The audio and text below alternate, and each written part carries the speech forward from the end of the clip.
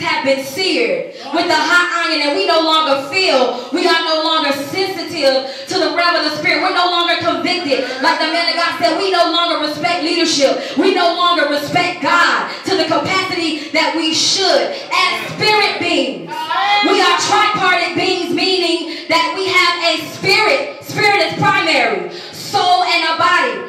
The Lord even spoke to me about this fast. He said, is this not the fast I have chosen? A day to afflict the soul. This fast is not about seeking for power or seeking for gift, but this fast is about seeking for fruit.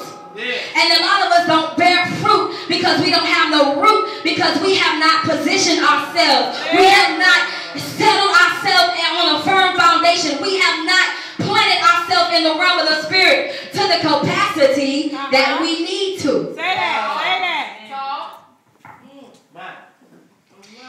He said to me, he said, could this be why the church is so full of prophetic promise? Could this be why the church is so full of prophetic promises, but many have become anal? We have relocated from the forefront where he called us to, and we have repositioned ourselves, and we have turned our back to the point where we no longer, our womb is not open so that we can birth the glory, but instead we got our butt tooted out. We become anal. We got our butt tooted out, and we passing wind. We're not bringing forth nothing but wind. We're not birthing glory. The Lord said, and notice that my disciples will sleep. He said sleep. What is sleep? Sleep is suspended spiritual consciousness, where the powers of the body are restored. And the Lord showed me in a vision. He showed me Satan. No, he showed me Lucifer, transformed as an angel of light.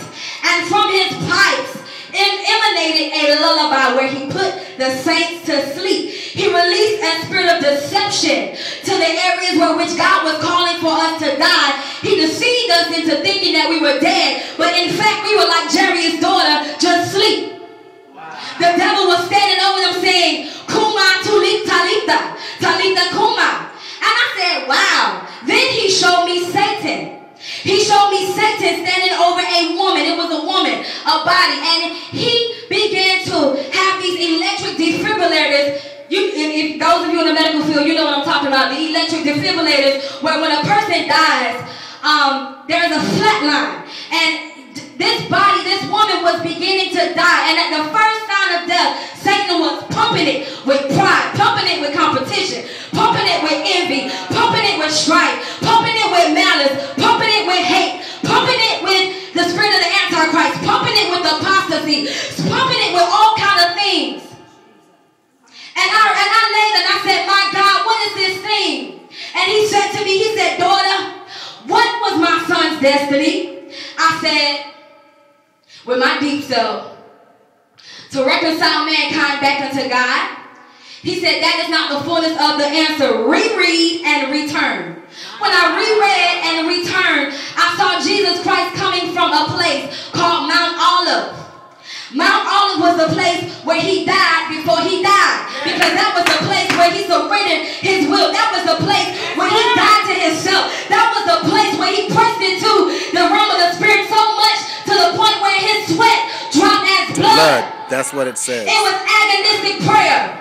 Many of us are comfortable in our prayer lives. We know we can pray. We got all these fancy words, but have we reached that level of agonistic prayer where we really hold on to the realms of the altar, where we really cry out before God, where we really travail, where we really press in, where we really allow God to endow us with his spirit, where we really want more of him and less of me. God said to me, he said, there is a law that works in this word and in our members in the body of Christ. He said that law is your ascension is determined by your descension.